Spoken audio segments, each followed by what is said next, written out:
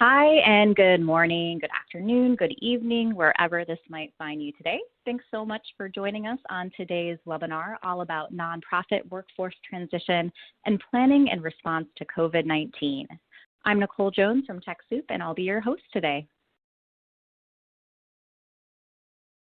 So glad to see so many of you here with us today. Before we get to our presenters and today's content, I want to go over a little bit of housekeeping. So all lines are muted, but you can ask questions at any time by typing them into the chat box or the Q&A panel below. Actually, if there are questions, we prefer you add them to the Q&A panel at the bottom of your screen, and that will help us go through them, make sure we get to them. And if you lose your internet connection, no worries. You can just reconnect using the link that was emailed to you. And lastly, you'll receive an email with this presentation, recording, and links so you can go back and watch anything that you might have missed and also share this content with others.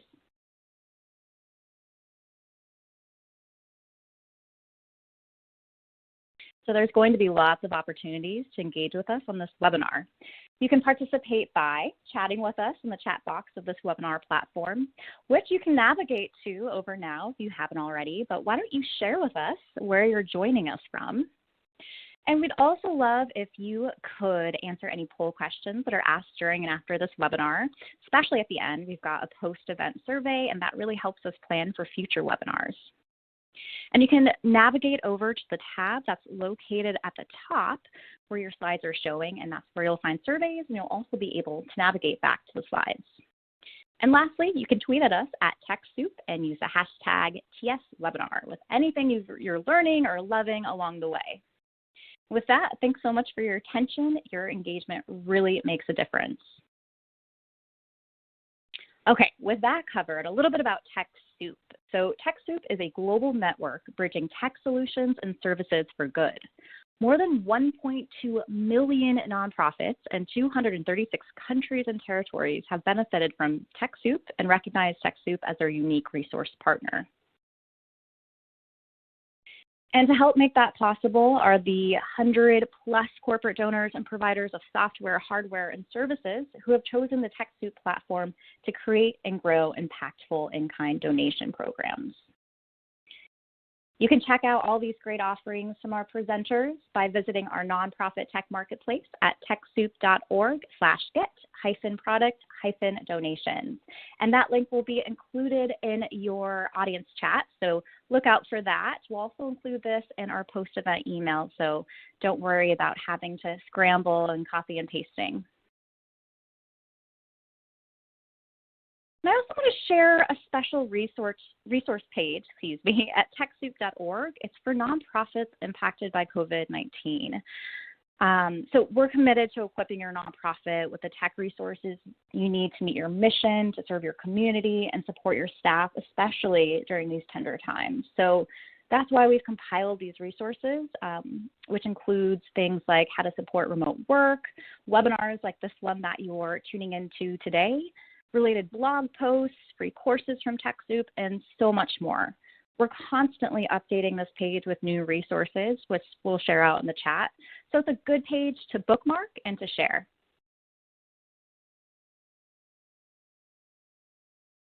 Okay, and now on to introductions.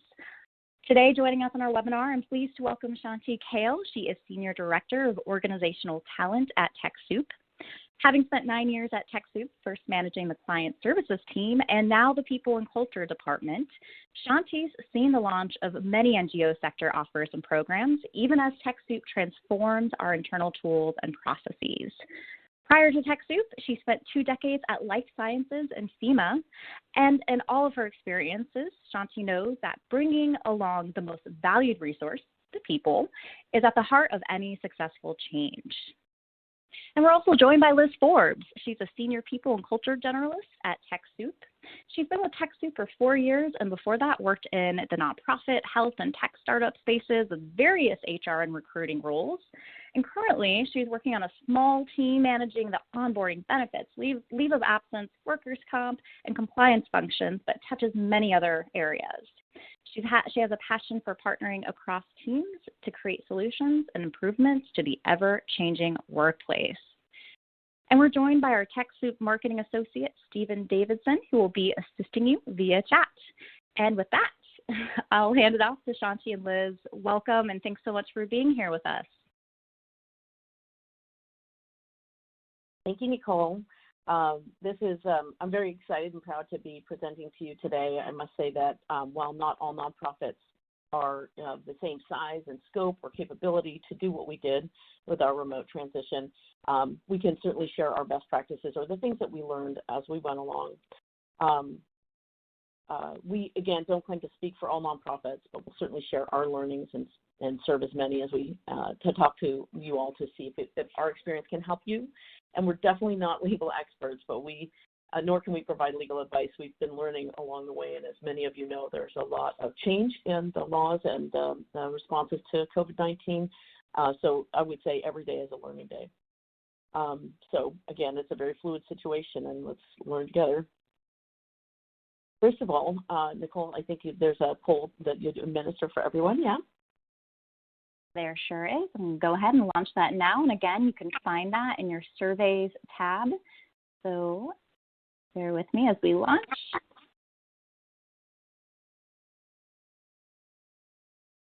All right. So how much of your organization is now working remotely? A couple options there for you.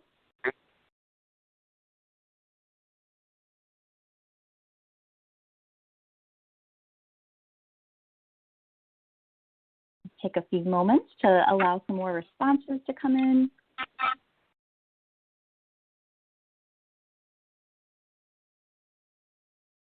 Wow. So far, 52% saying all.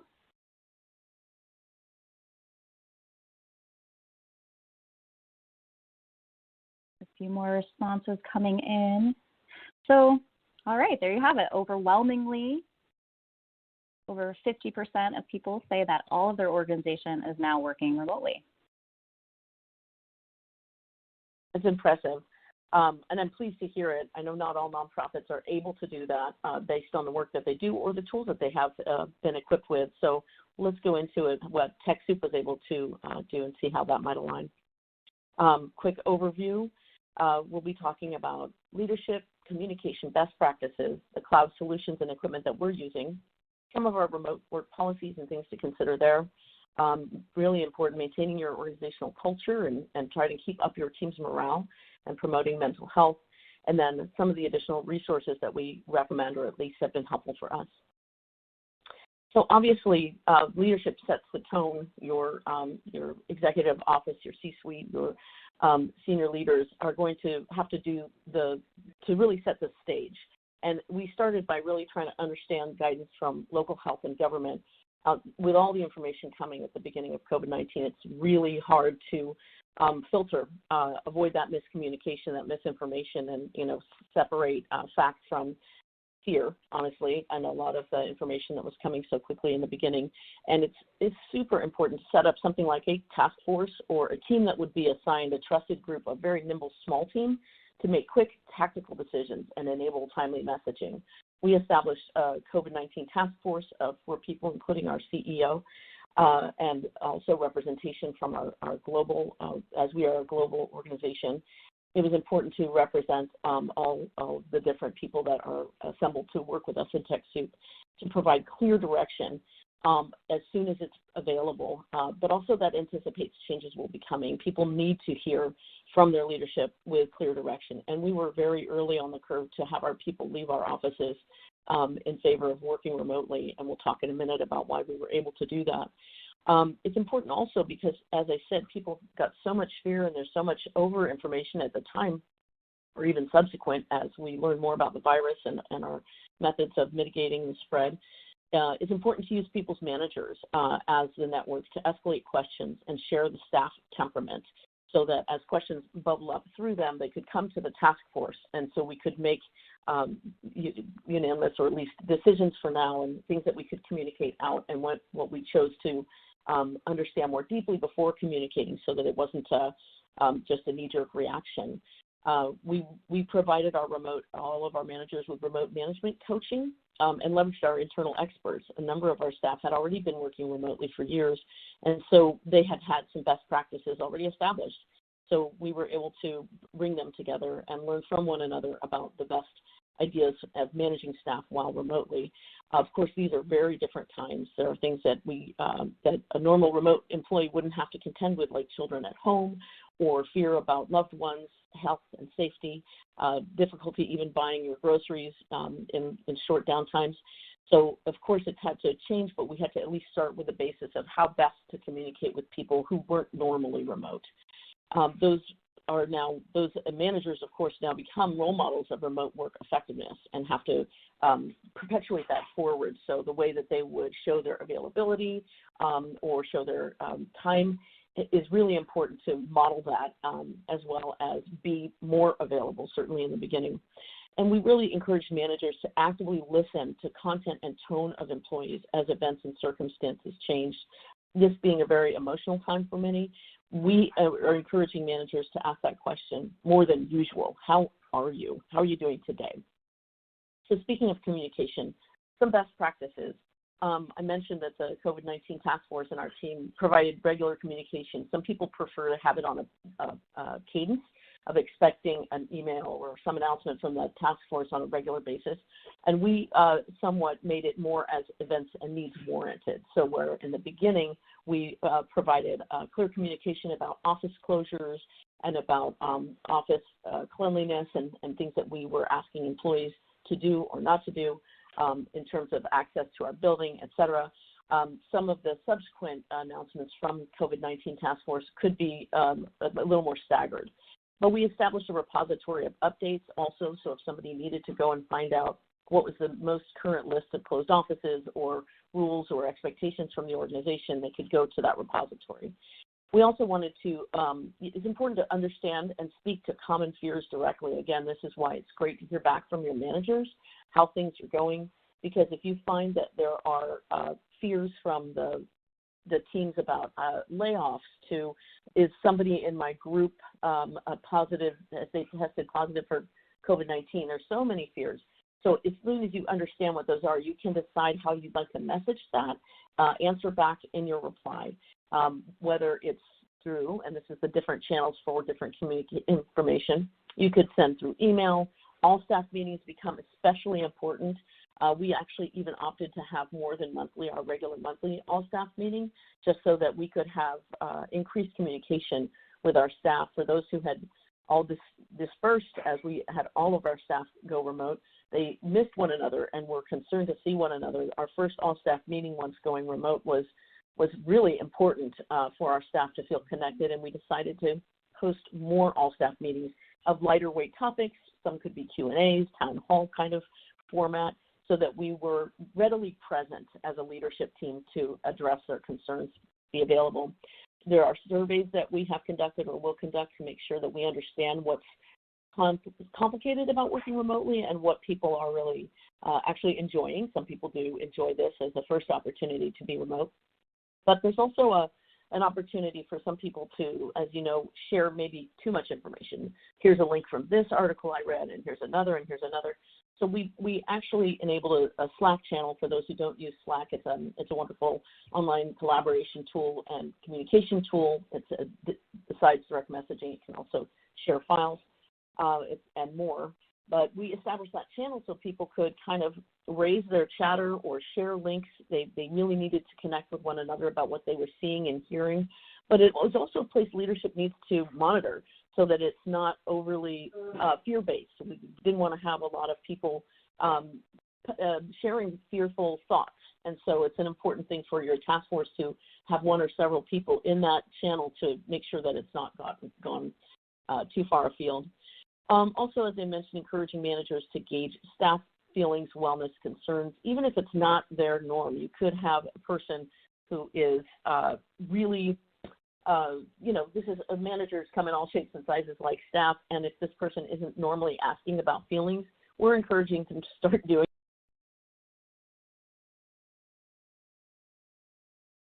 to be more available for their staff right now. Managers are required to provide more meaningful contact with their staff than they normally would have to do. in protecting your staff's health, it's super important to know, again, some of you have all remote staff and some of you have some remote staff, and the rest are in your offices or at your sites of where you're doing your work.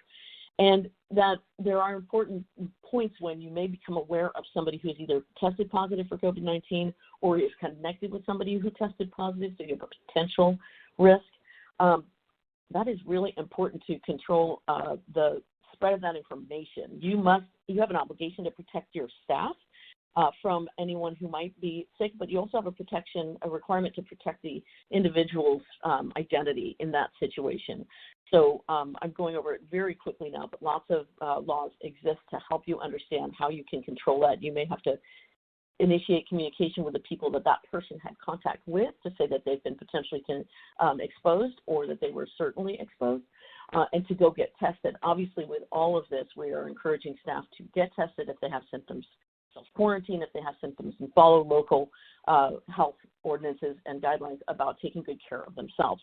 But you are not, as an employer, at liberty to share that person's name, and truly only your HR department should be in possession, and possibly the manager who may have brought it to you, to know who that individual is. Now, we are very fortunate at TechSoup, and we're hoping to make sure that all nonprofits are as fortunate in that we enable a lot of technology donations, and there are so many of them that are available already in the cloud. So being on the cloud made us able to go remotely really quickly, and I'll mention just a few things here. In our contact center, we migrated maybe a year and a half ago to Ring Central, so that meant that we didn't have to have physical desk phones or on-site phone management telephony. It's in the cloud. So we've been practicing with that for a year and a half and using it successfully. As well, we've had some of our contact center employees test remote work a day here, a day there, so that they could really confirm that this worked. So on the day that we all went remote, a number of the staff who wasn't aware that we could do this said, but we can't leave without our contact center people. And we said, don't worry, the contact center can leave too. So that was a really important, pivotal choice for us to have made. We also enjoy other cloud solutions, many of which are available through TechSoup donation program. And those, we have file share solutions such as Box, Google OneDrive, communication tools. I mentioned we use Slack quite a bit. Also Microsoft Teams, Zoom, and Google Hangouts. And for mail communications, Office 365, Exchange Online Hybrid. Our document signing tools are huge, especially I will mention in HR functions and finance functions, to have things like Adobe Acrobat and DocuSign are really important to be able to step away from a physical file cabinet. You don't need to be there. Infrastructure, we're using AWS Workspaces and Azure Desktop VM, and soon we'll be implementing Okta for single sign-on. Now, with all of this work going on in the cloud, it's super important to remind your staff about security practices. So we had already had security training made required to all staff, and we reissued a revised one. We used KnowBe4 as a security training to make sure that all staff are using secure data practices. There's also, I'll mention, a TechSoup security webinar available through this presentation on the link, but also if you search on the webinars at our site, you'll find that. In remote work policies, we already had one. As I mentioned, some people had already been remote, but largely our staff was working physically in different offices. So we had an existing remote work policy, but we updated it, or we created a revised one for these odd circumstances, for things where we wouldn't normally have these people, different staff be remote, but here we have to. So whether it's in your regular remote work policy or your interim or an as-needed remote work policy, it's important to stress physical comfort and ergonomic setup when people go home. Easy to work on a little laptop all hunched over all day. That's not what we want. We want people to take real, have a clear understanding about what that ergonomic setup looks like and take some accountability to make sure that they're set up appropriately. Liz will talk in a minute about how we made a lot of subsequent steps to get people more ergonomically set up after we first all went remote. We have equipment security and data security are both very important. People shouldn't be bringing their laptops to Starbucks and leaving it on the table or leaving it in the trunk of their car or visible. But as well, you're working with a lot of data that requires security as well. So you want to make sure, as I mentioned, that people are taking that very seriously so that the data that you're maintaining is well defended.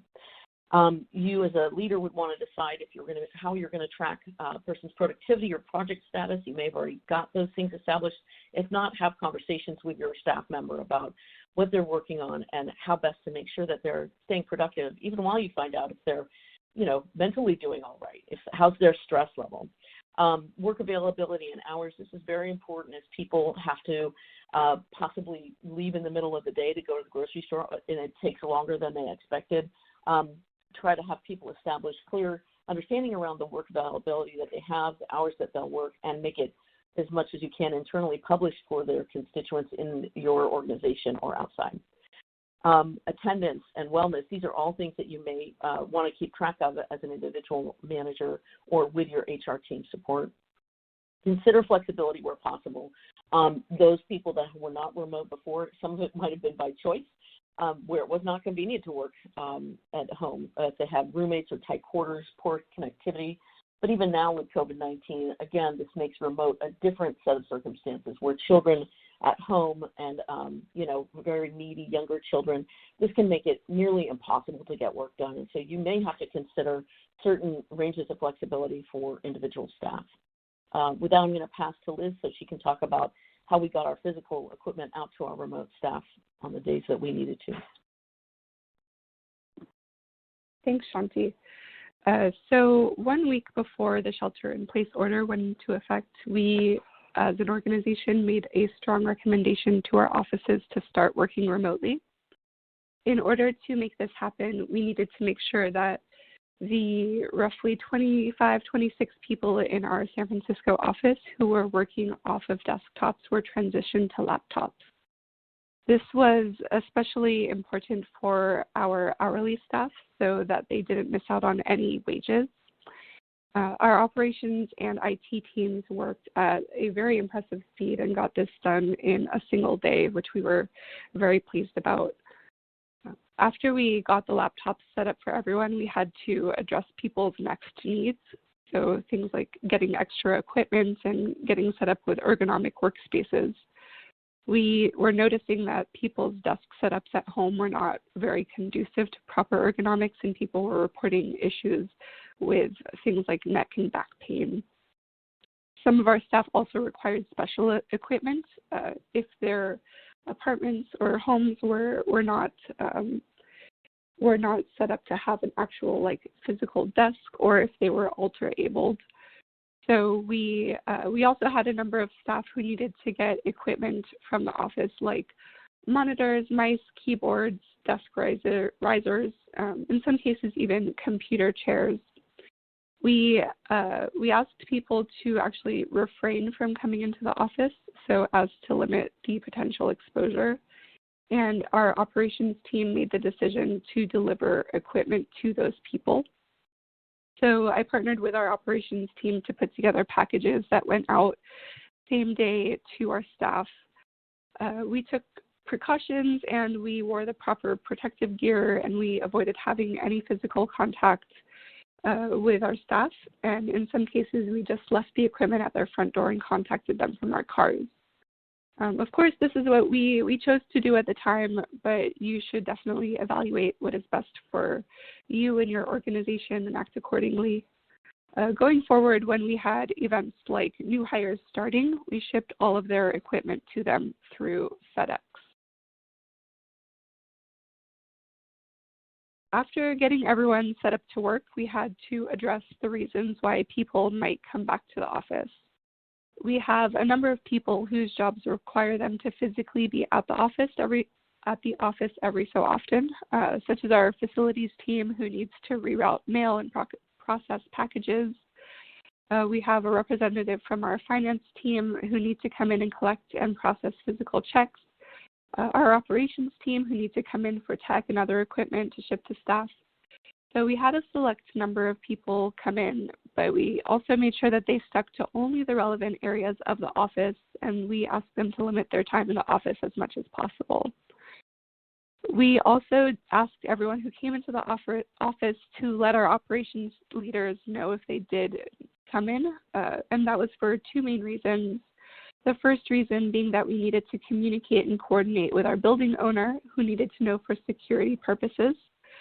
The second reason being that we needed to coordinate with our custodian, who we asked to do a very thorough cleaning of the building. He cleaned up every desk in all the rooms, and he also came in after that to do spot cleaning. After a while, we did suspend our cleaning services, but we did continue to pay him. But we wanted to limit his exposure as much as possible. In addition, we had a few people here and there who needed to come in for personal items, but we made sure that they knew that we knew who those people were and that we communicated that to our building manager, again, for building security and the safety of individuals. Once we made sure that everyone had everything that they needed to work, we turned our attention to how to best support and maintain our organization culture. One thing that I'd like to note is that we already have a number of staff who work remotely, and we have a lot of staff members who work from home pretty often. I would say we have a strong culture already, but we found that there were things that we needed to either enhance or modify. One way we did this is in modifying how our teams meet.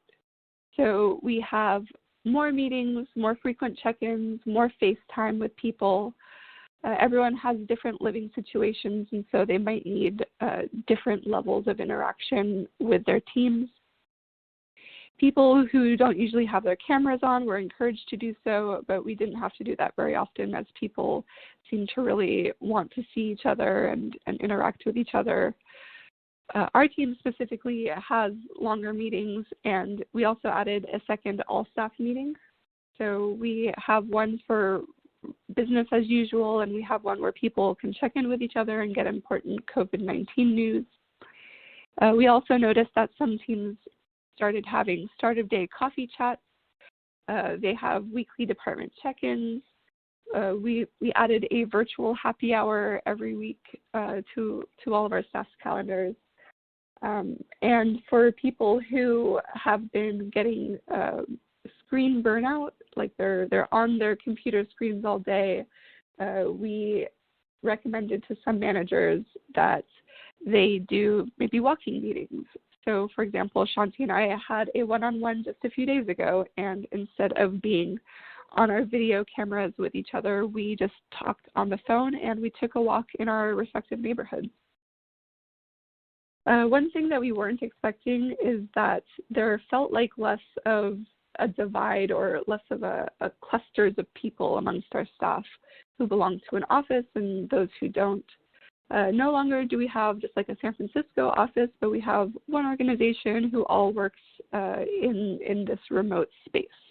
And so I think that our remote staff no longer feel like they're a minority, but now working remotely is everyone's reality. We also wanted to make sure, as Shanti mentioned before, that we were giving people flexibility. As we noted, people have different living situations. So based on what your business can accommodate, you should try to be as flexible as possible. There isn't really a one-size-fits-all answer to this. So if someone has kids that they need to take care of, or they need to take a few hours in the middle of the day to go shopping or to go on a walk and get away, that's definitely something that we recommend that you consider. Another way that we decided to communicate with everyone was to pose questions in our Slack channel. So we enhanced our communication. This page shows our marketing team. They posed a question and someone said, "This is my work from home view today. What is yours?" As you can see, everyone has really beautiful work from home views. In addition to that, we also have a bunch of fun Slack channels, so not just for certain departments, but for everyone to share things like their passions and their pets. We have a lot of wonderful animals at TechSoup. We also have been posting on our social media things that have been keeping us sane during shelter in place. So as you can see here, we have a couple of staff members who had answers like they are making sure to be intentional about setting creative time, and they're also curating mixes on Spotify. This specific person has also been sharing their mixes, their Spotify playlists on our music Slack channel. So not only are they curating mixes for themselves, but they're also sharing it with everyone around them, which has been great to listen to. After we looked at our culture, we also wanted to make sure that we were looking at individual people and making sure that we are taking care of their needs. So we already offer a few wellness programs at TechSoup. We have a meditation class, we have a yoga class, and we have a walking group in our San Francisco office. The meditation class is already remote, so anyone can join over Zoom, and so we just made sure to let everyone know that that was still happening and that we were announcing it every week so people remembered to attend. We initially were going to cancel our yoga class, but someone had the brilliant idea to do it remotely over Zoom, and this actually ended up being a really great thing because initially we were just having it as an in-person class, but having it over Zoom meant that we were not limiting it to just the people in our building, and now a lot more people have joined this yoga class. We have a lot of people in different offices who have been joining, and they've been letting us know how much they appreciate having that resource. Obviously, we can't have walking meetings all together, but what we have been doing is as people go on walks, they have been posting pictures of themselves on walks and sharing their neighborhood pictures with us, and that's been a really nice thing to see people share with each other.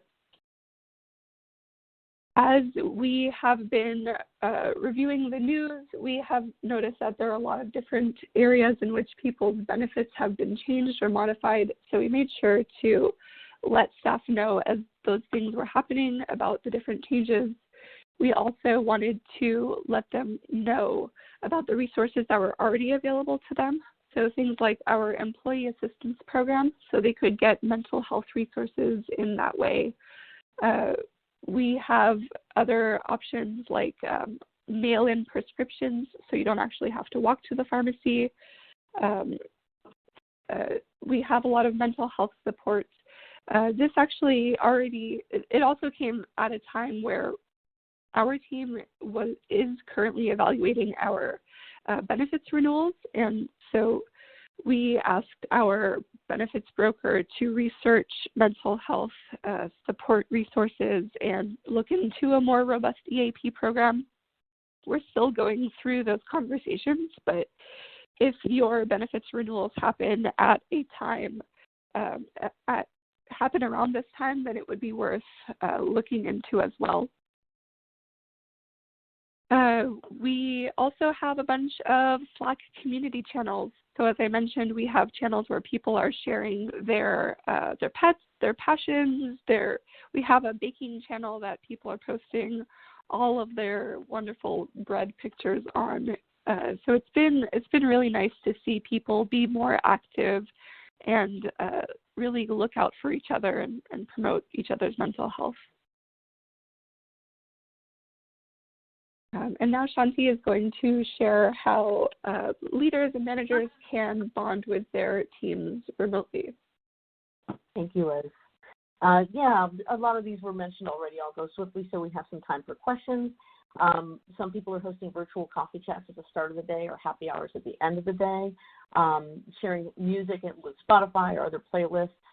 Some teams have had yoga or Zumba challenges, move of the day, and lots of the Slack challenges that Liz mentioned, including on the first day of spring, one team encouraged each other to share something green so they could go and capture something pretty outside and share it. Also, another one, because we're all in the nonprofit sector, do something that gives back. So team members could send cards to people in senior living communities. A number of us have been sewing face masks for medical community or local use. and sharing the links for best, the best videos for making those masks, or even shopping for an elderly or a sick neighbor. These are all things that one could do to also give back at this time when sometimes we feel so helpless. Here's some ways that we can help. So there are some resources. I know somebody asked a chat about how can one learn about using cloud tools, et cetera. I mentioned this in the very footer here at the bottom, using cloud tools. TechSoup actually offers courses and webinars that could be of service to you. So do check out our courses and webinar listing. Khan Academy is a great resource. I know kids and grown-ups alike can use it for a lot of different tools. I know there's many more out there than we've listed, but in this list of resources, there are things you can learn from different legal organizations, learning about remote management webinars and articles. We've listed some of the sources that we've used, but there are really so many more. Mindfulness is also an important thing for us all to keep track of right now. And to Google any of these terms, you're going to find a lot of free and available resources. These are just a few of the ones we've used. And as Nicole mentioned at the beginning of the webinar, we have curated a list for COVID-19 type resources that include a number of these in it as well. So you can check that out in the link that she provided at our site for TechSoup. So with that, I'm going to pass it back over to Nicole to handle our Q&A facilitation. Great. Yes, thank you so much, Liz and Shanti, for that. Appreciate all your insights. And yes, those resources will be shared. We've got lots of links to include in our post-event email, in addition to the slides and a replay of this webinar. So you can go back and revisit anything that you might have missed. Okay, and thank you to you all for your comments. It's really cool to see different places where you're coming in from Austin, Texas, Karen from Weston, Connecticut. We've got David isolated in Cedar, Michigan, someone from Kenya, David from Chicago. That's awesome. So yeah, thanks for being here with us. We really appreciate it. And now it's time to get to some questions here, and you can keep those questions coming by adding them to the Q&A panel in your webinar platform. All right, first question here. How can I help staff with very different levels of comfort and familiarity with technology? That's a great question. Would like to tackle that. Yeah. I will offer this, that certainly it can be partly by modeling. It's a bit harder to model while remote, but the tools and equipment that you're using, sometimes a leader does well to enable by showing and teaching the different functions, embracing the tools themselves.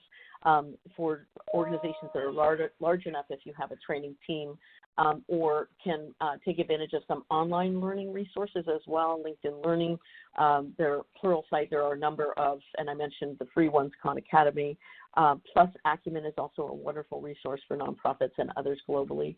But I'd say by modeling and offering courses and having some patience, sometimes it's a good way to give small tasks in a new tool that then grow into larger ones. And I would say that there are lots of other ways to help somebody get familiar. Hands-on, in front of you is the best. Of course, it's much harder now that we're remote, but I would recommend some of those other online resources and patience. Great. Thanks for that. Next question here. This question is from Greer. In terms of communication best practices, how do you decide which information should be disseminated on different channels? For example, email, surveys, chats, all-staff meeting, etc. Certainly, brief and factual is important. You don't want to add any speculation. I think it's valid to be cognizant that there may be fears and other emotions going on, and so you really just want to be as consistent as possible with your messaging, but also express everyone wants to know that they are cared for, that there's some concern on the part of their employer or where they're volunteering. And so I would say a nice balance of expressing concern and expressing facts without too much additional content is probably advisable. In person, obviously, one can go a bit deeper and longer about the gauging the other person's feedback. Listening is so important at this time. Obviously, you can't listen by the time you're sending an email, but you hope that your email, your outbound communications are reflective of what you've heard because you've been listening very actively. Great. Our next question here, let's see, might be a quick one to answer, but how many employees are at TechSoup? It would be helpful to know more about the size, scope, and so on of the org to put this info in context. Yeah, that's a great question. That's a really great question. We're about 240 people globally, and we have offices in San Francisco, Portland, Warsaw, London, and Corinth, Mississippi. And we have a blend, of course, of we use temporaries, contractors, full-time employees, and we had even before all of this, we had a smattering of remote workers as well. Great. Our next question here, let's see, this one is from Greer as well. How did your wellness programs begin? What suggestions do you have for beginning these? So our wellness program began, we had a survey that went out, and we were asking people questions about what sort of all the different areas of wellness, physical, emotional, spiritual, financial, and we decided that with those answers we were going to try to offer classes and resources to our staff to help support them in those areas. So we had a health and wellness committee that formed about a year or two ago, and from that we decided to offer our yoga class, our meditation class. The yoga classes were already happening. Lately we have added a second one. We have also in the past had like wellness challenges, so we've used a platform to do like walking challenges and steps, and we've been giving out prizes for people that have the most steps at the end of a certain time period. So that I think people have really, really enjoyed that, and we've seen some competitive spirits come out from those programs. Thanks for that, Liz. All right, a question here from Angelica. Some staff are finding it hard to get started working remotely. What can I do to motivate them? I think that part of that answer is about, it's very unique. It could be because they have kids underfoot, and that's really hard to navigate. It could be because they've just not done it themselves. And we recommend that certainly if you get a room that you can be somewhat separated from distractions, there shouldn't be anyone in the room watching TV with you, for example. You want to have a designated place that's comfortable, and start building a routine. Like you had a routine at work, probably you went to work at a certain time, and you should build something like that here as well. For people that get antsy sitting at a desk, it's okay to, you could set a timer that every so often they're getting up to stretch or making sure to get some fresh air. And so having a schedule, sometimes people benefit from having a written schedule alongside their desk, and we've noticed that's particularly helpful as well for people with young children who need to know, when can I get my parents' attention? When is it the time? And so some people we know with small children built schedules for themselves as well as for their children, so that they can really meter out during the day when is that time to get outside and get fresh air, play with a parent, or when is it time to focus on work.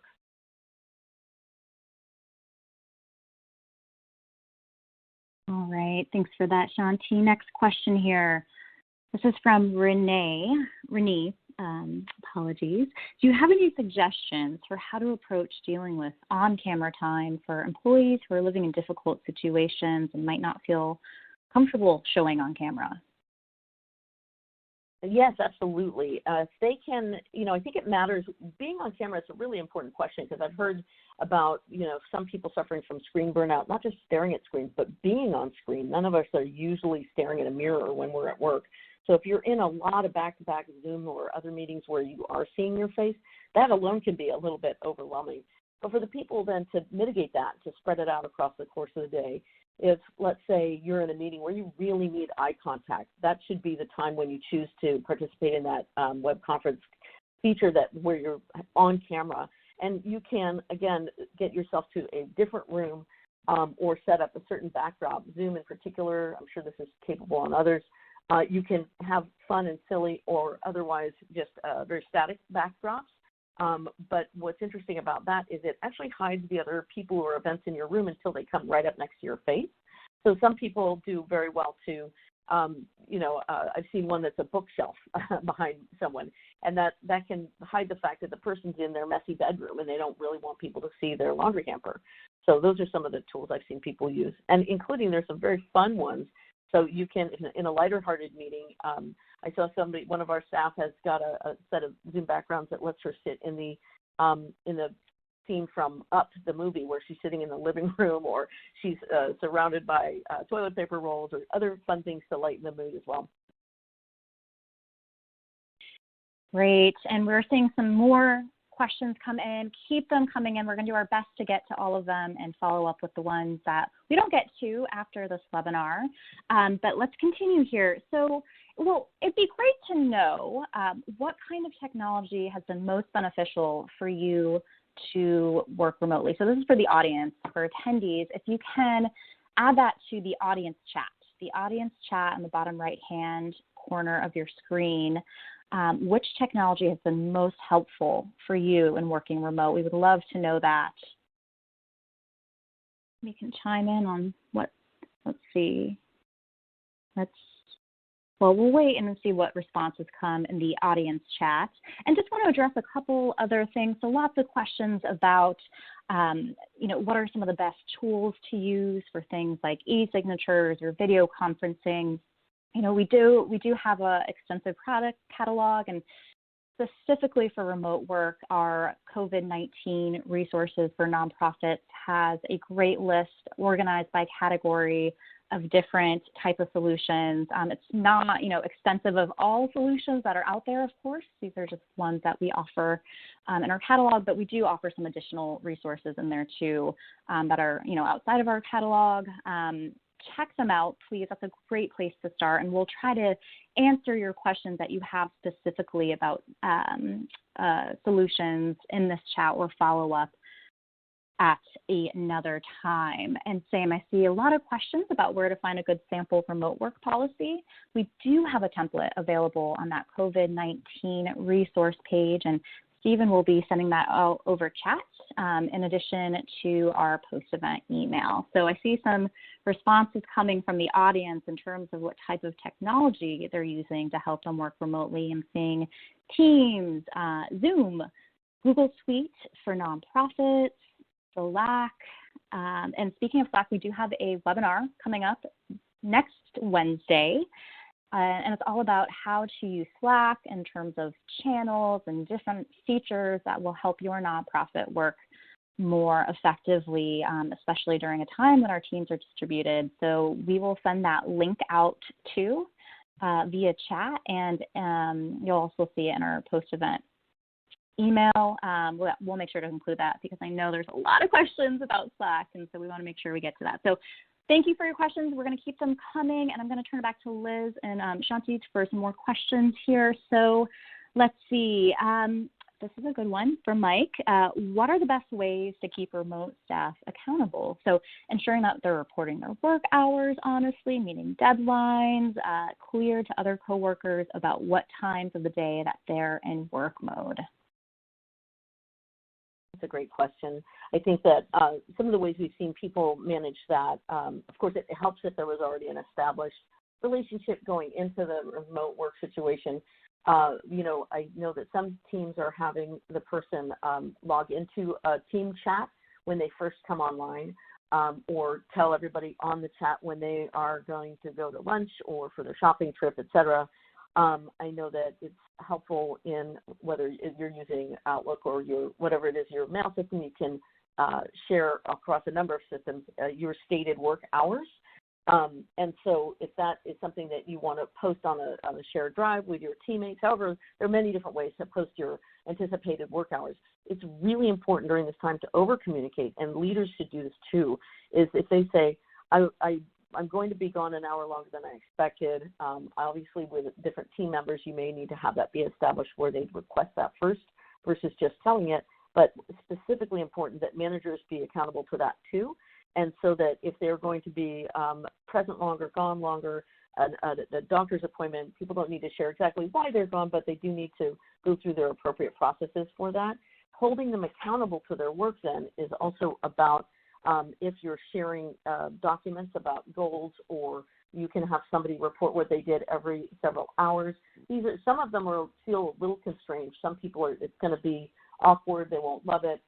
You can make this into tick boxes. Here's where I spent my, these number of hours, et cetera. So it really depends on if you're dealing about a non-exempt or an exempt employee, how closely you're working with them on a given project or task.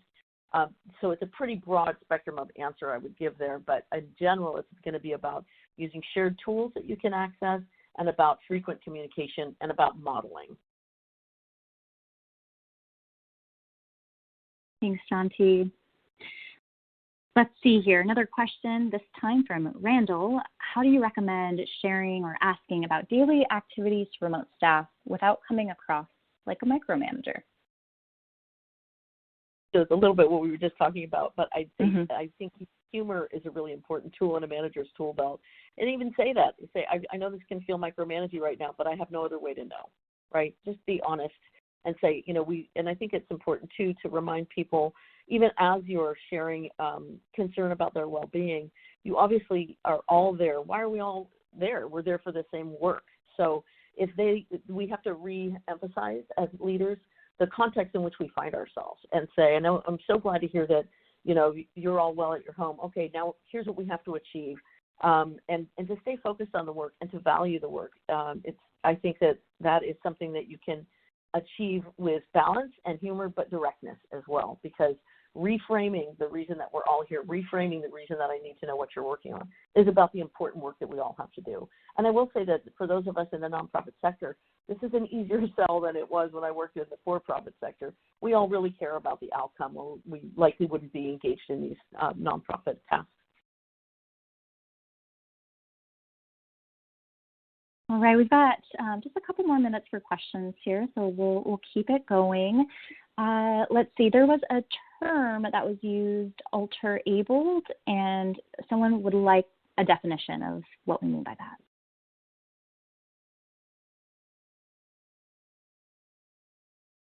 Liz, I think you had that mention. Anyone yeah, who is... sure. Go ahead. Anyone who is just differently abled, who might not have the same physical capacities as other people. There we go. Thanks for that.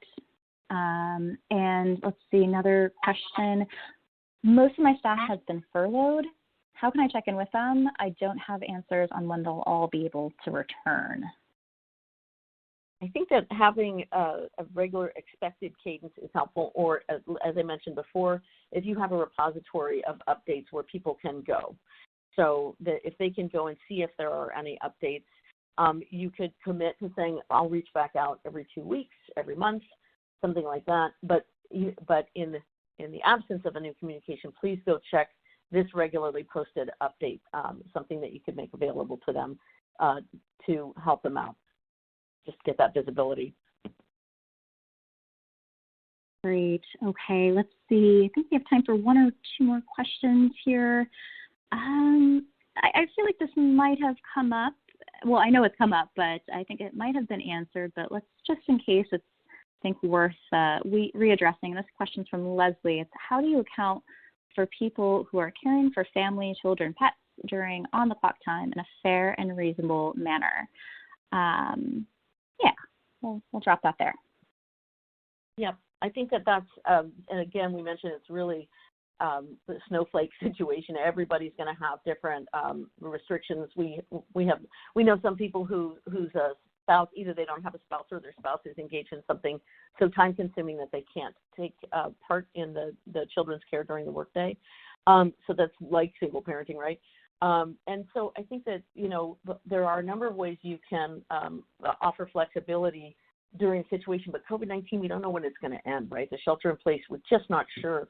But given what we do know, does the person have some available PTO or sick time? I know a lot of people aren't using those right now because they say, well, where will I go? I want to save it for when I'm no longer restricted. but it's really important to encourage people to use it now, even in a few-hour increments, if it buys them that peace of mind. This is time that they've earned, and they should absolutely be taking advantage of it. The other thing to consider, in terms of, and one manager might have 5 direct reports, and they can't afford the same flexibility for everybody. For example, if you have a constituent that needs them every day at 2 p.m., you can't let everybody have an extended lunch that takes them past 2 p.m. every day. So the managers need to consider the broader needs of the business when they afford flexibility to each individual on their team. But there are also, in the coronavirus, there's an expansion on FMLA that everyone should get themselves educated around. For people with younger children, normally FMLA is reserved for people with their own illness or taking care of an ailing person. But in this case, FMLA is also making some leave opportunities available for people who are managing young children, because this is a really, really challenging thing for somebody to get work done. If you're, if somebody also has flexibility with their hours, could somebody, if they don't have daytime constituents or they're not dealing with a time zone of people that they have to contend with, could they be with their children these certain hours of the day and stretch their work time into the evening or into the early morning? Not ideal for some, but for some that would be a welcome relief that they could take advantage of. So I just mentioned a smattering of opportunities there, but for some people, flex time or PTO or sick time or just an accommodation with their manager to change a given work day so that that's the day they do their groceries, or that's the day that they have the lion's share of the child care between them and their spouse. These are, again, one-off situations that a manager will have to look at for the individual and across the business needs of the whole team.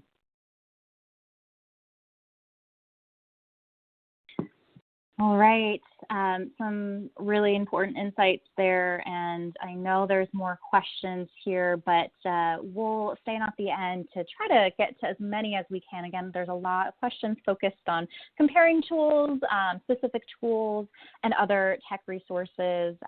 For now, just pointing you to our COVID-19 resources, and of course our greater TechSoup website with more solutions that are listed by category, and also our blog. If you even just search maybe like what your question is, if you're looking for a quick question, search for what it is in our search bar on our TechSoup website, and I'm sure we have a blog post or a webinar who's addressed that topic before. So again, we'll do our best to get to your questions at the very end here, but I do want to wrap up. It is that time, and with that, I would love to hear just one thing that you learned in today's webinar. If you can share that in the audience chat, that would be fantastic. Also, before you leave, once you leave, you will see a post-event survey, and if you could please just take a few moments to fill that out, that really helps us create future content. Also, if you haven't already, do follow us on social media. We're on Facebook, Instagram, Twitter, LinkedIn, and that's where we post our latest blog posts, any updates to new webinars that we have coming out. So that's where you can find just-in-time information. And of course, more resources on our TechSoup blog at blog.techsoup.org. Got a lot of webinars coming up here. So we have another one on Thursday that is focused on global giving, specifically Giving Tuesday Now, which is a additional Giving Tuesday date that's happening May 5th. So we have someone from the Giving Tuesday team who's going to talk about how our response and recovery to COVID-19 will redefine how society operates. So there's going to be some tips for nonprofits of all sizes about how to take advantage of this Global Giving Day. That's this Thursday. Next week, April 28th, we have a webinar on how to choose the best fundraising and donor management system. And then we also have that webinar about Slack for nonprofits, tips for working better together remotely. So you can check out all of our both archived webinars and our upcoming webinars at TechSoup.org/community-events. And we are regularly adding to this list. So please keep coming back to see what's coming up, but also follow us on social. We'll make sure to post our newest webinars there and other resources as well. All right, and some more resources for all you change makers out there. So we've got TechSoup Courses, which is a social learning platform that provides nonprofits and libraries with that just-in-time solutions-based training, and you can receive 10% off a TechSoup course of your choice when you use the code FY20Web10. So it's here on your slide. We'll include it in the audience chat, and we'll also make sure to share in our post-event email. You can also learn about the range of services that TechSoup offers to help your nonprofit better implement and manage your technology. So we have things from emergency tech support to strategic planning and fully managed IT services. All these offerings are designed to meet the needs of all types of organizations. So do check us out at TechSoup.org/services.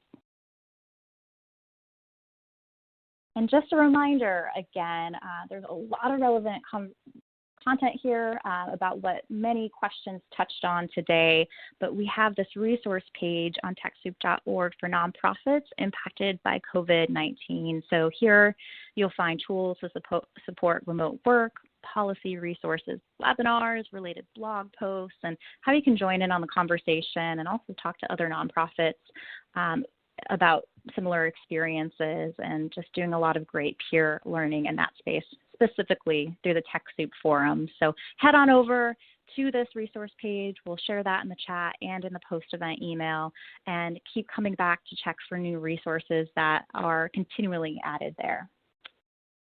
Okay, with that, Shanti and Liz and Stephen, thank you all so much. Thank you, Nicole. Thank you, Stephen and Liz. Yeah, thank you. And we thank all of you guys for joining us, and we look forward to seeing you at another TechSoup webinar. Thanks for being part of our community. Have a great rest of your day. Bye-bye. And I will just stay on.